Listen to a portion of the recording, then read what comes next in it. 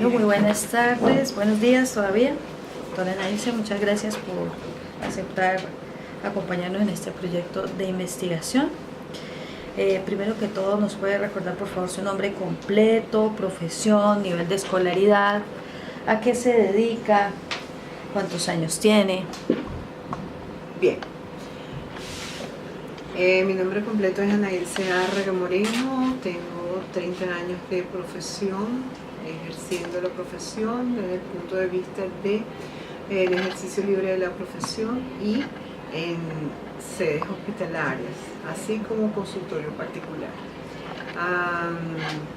Adicionalmente, mi grado de escolaridad es inicialmente terapista de lenguaje, después fonoaudiólogo.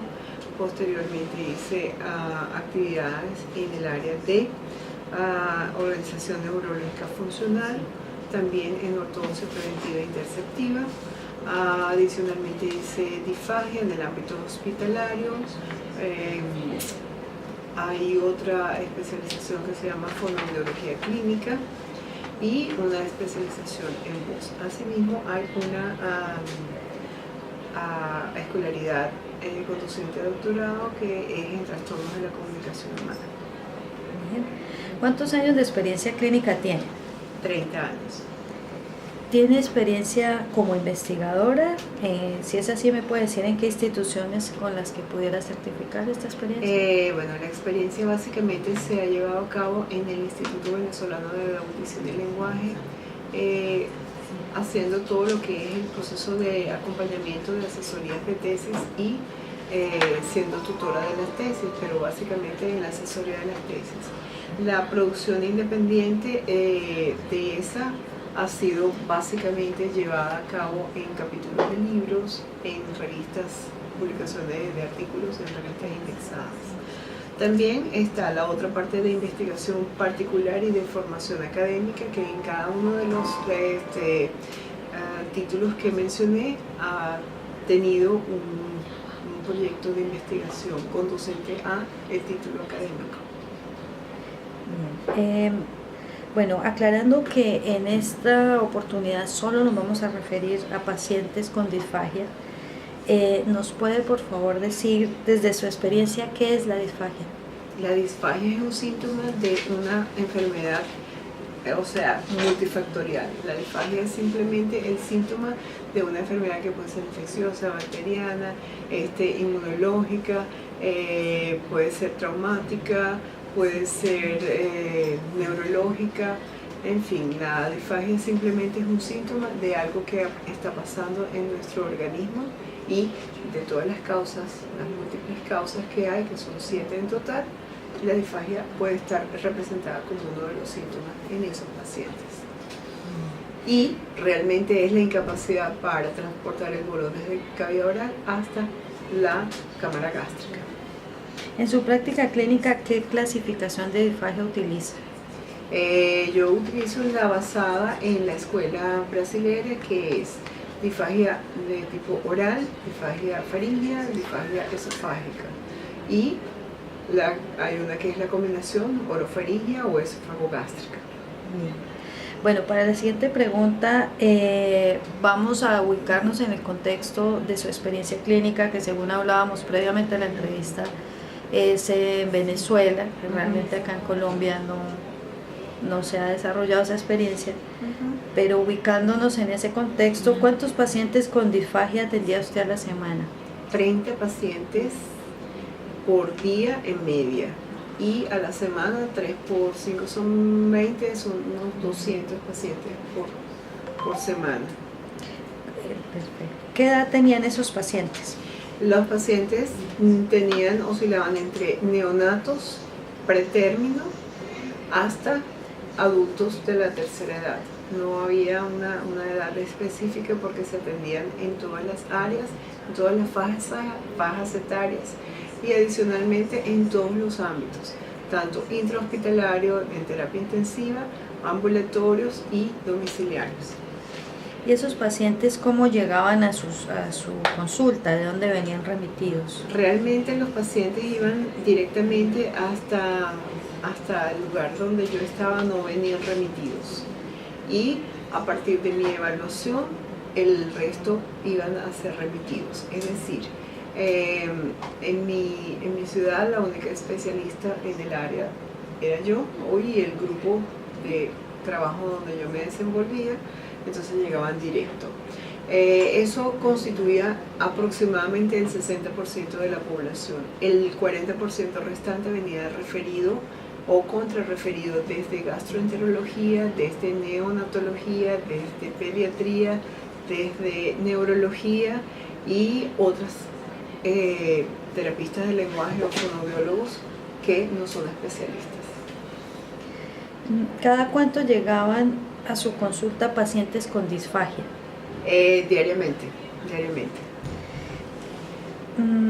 Me dice que llegaban directamente, o sea, no había un servicio como tal que remitiera a sus pacientes a su consulta. No, el sistema de salud en Venezuela es totalmente particular.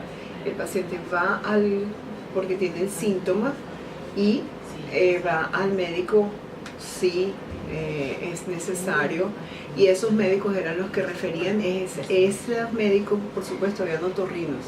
Esos médicos mandaban al paciente para hacerle las evaluaciones conducentes, porque las evaluaciones, completar la evaluación de la disfagia no es solamente hacer el diagnóstico simple, sino hay que hacer una cantidad de evaluaciones instrumentales y evaluaciones clínicas. Entonces, de ese 40%, más o menos un 20% era referido de otorrino, y el resto de las especialidades estaban allí involucradas. Y el resto venía directamente porque ya sabían que existía el servicio y que yo era la especialista, y que ahí de una vez ya salían con el diagnóstico y las evaluaciones hechas. Esos pacientes, que su mayoría son particulares, ¿cómo se les cobraba? O sea, directamente ellos pagan directamente, y luego los que tienen seguro reclaman al seguro la prestación del servicio. Y el seguro decide si se los paga o no se los paga. O sea, el servicio le reembolsa lo que pagan. ¿Y qué tarifas cobraba? Dependiendo de qué se hacía, si se hacía solamente la evaluación clínica, o si se hacía solamente la evaluación instrumental, o si se hacía toda la evaluación completa con las 3 evaluaciones. Si era solamente la evaluación clínica, se cobraban $30 al cambio para estandarizar una tarifa. Si era la evaluación clínica o las instrumentales, aproximadamente $50. Y eso era la media. Bien, en relación al trabajo con el cliente, vamos a referirnos un poco a lo que es el trabajo con el cliente, con el paciente, digamos así. En donde, descríbame cómo era el proceso de atención de los usuarios con disfagia. Ok, el paciente venía referido, por ejemplo, teníamos varios candidatos. Cuando venían directo de hospital, el hospital agenciaba, o la clínica agenciaba la ambulancia, y era recibido en el servicio con el equipo de enfermería o el equipo médico que lo estaba acompañando, y era evaluado por mí desde el punto de vista clínico. Inmediatamente se hacía la videodeglutoscopia se hacía la videofluoroscopia, todo durante el mismo proceso. Eso en el caso de los hospitalizados. Los pacientes ambulatorios tomaban una cita previa al servicio de videoendoscopia y fonoaudiología, que era el área mía, y el día de la cita eran atendidos y se hacía la evaluación clínica, la videodeglutoscopia y la videofluoroscopia. Bueno, entonces esos exámenes obviamente hacían parte del procedimiento, y cada cuánto veía a los pacientes. Después de diagnosticados. Ajá. Luego que se entraba en el proceso del diagnóstico y se cerraba el diagnóstico, en ese día se tomaban decisiones si el paciente podía seguir comiendo, si se le quitaba la sonda o no, y ese mismo día se le retiraba allí en el servicio, si había que cambiar consistencias o si había que hacer algunos ajustes en las dietas se hacía. Y posteriormente si necesitaban o no fonoterapia. Generalmente si necesitaban fonoterapia se veían en una media de 4 veces a la semana. Lo mínimo que se veían eran 3 veces a la semana. Si era de hospitalización o de hospital, generalmente había fonoaudiólogos y se mandaban las indicaciones para el fonoaudiólogo que trabajaba o en el hospital o en la clínica donde estaba hospitalizado el paciente o la UTI.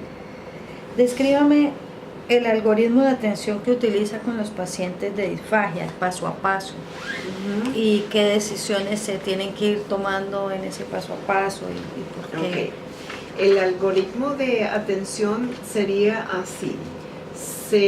Hay 2 modalidades. Una que es la entrada particular y la otra que es la entrada por referencia.